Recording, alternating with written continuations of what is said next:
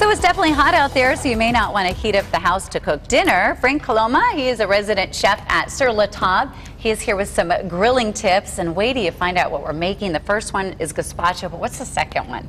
The second one is going to be a grilled pork chop with bourbon and honey glazed peaches. Yeah. Can't wait for that one. Yes. But I know we have to get through this one because there's a lot of people out there that like gazpacho, and it looks pretty simple. Very simple. And gazpacho is one of those things where it's really light.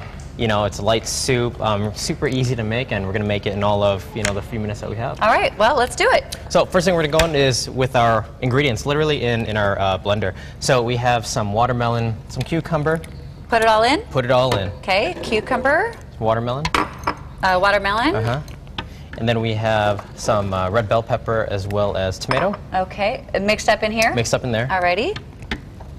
Looks pretty. Then we go in with our red onion. Garlic. Onion. The whole garlic? The whole garlic. Just one clove. Okay.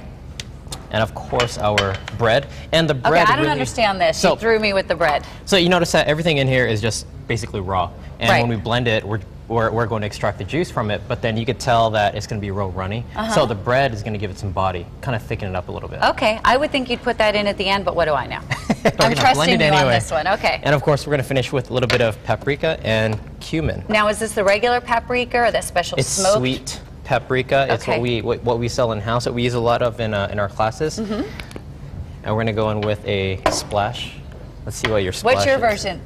I don't want to mess it up. What's your version of splash? About a teaspoon. Okay. So we could eyeball it. All right. It'll taste good. How's that? Perfect. Okay. And of course, our olive oil that we feature. This is our Marco Verde. And the special thing about this particular olive oil, we could use it to cook as well as finish, which is really nice, rather than looking for different types of olive oil. Now that to me looked like it was like a half cup. What we want to do is kind of infuse the freeness of that olive oil and help it kind of spin. Okay. Are we done? Yep, we're done. And the next piece of equipment that we're using is the Vitamix. This is definitely one of those essential tools that we use. And you might want to check the lid. Definitely a favorite. Oh, Before we turn it on. Hold it down. That's it? That's it. Okay. Use our Vitamix, and we're just going to go ahead and blend this guy up, just like that. What's the consistency that we're looking for? Nice and smooth is what we're looking for.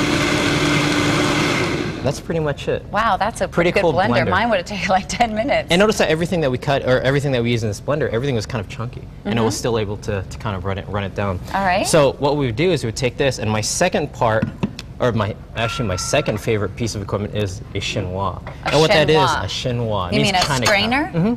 Just fine mesh strainer. Okay. So what we would do is we would take this mixture, and then we go ahead and strain it with the chinois. And what the chinois is going to do is really just kind of catch all of that grit that's in here, and all we want is a soup. So all the bread that you put in there, it's disappearing, It's disappearing. It's infused. Use decent bread. It's going to the blender is going to break everything up into small particles, and what it's going to do is basically infuse into the rest of your juice. Now, does the bread have to sort of be dried out a little bit, or fresh? You can. It calls for day-old bread, which is fine, but fresh is, just as good too. I'm still confused about the bread thing. It's just throwing me. You don't have to use the bread, but what it is, it's just to thicken it, just a little bit. Okay. And you just take a ladle and kind of crust off. Okay. Press it through. Just nice and carefully. And of course, this soup is served chilled. So like I said, really nice for summertime. And rather than serving it in large bowls, what I like to do is serve it in kind of shooters, just like that. Those are really easy, cute. really cute. Think amuse for parties and get-togethers. And with that same Marco Verde, like I said, we can use it to finish. A little bit of drizzle, just kind of right on the top, just to. So you already put it in there. I already put it in there. And it looks like it's sort of settled a little bit. Would we mix it up? You could, but it's going to settle naturally. But again, it kind of gives that two-dimensional of a texture there. But down the hatch? Down the hatch. All right, you take one, I'm taking one. Cheers. This is so new to me. See how you like it. Let me see how you drink it. All right. What do you think? Ooh, that was good. Yeah. I taste the onion. Taste the onion. All the components are there. You definitely taste the sweetness of the watermelon. I keep thinking I need someone to be going, Andy.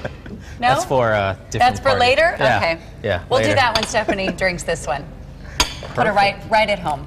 All right, when we come back, we're doing the bourbon honey glazed pork peaches chops, and peaches? grilled pork chop. Okay, Yeah. sounds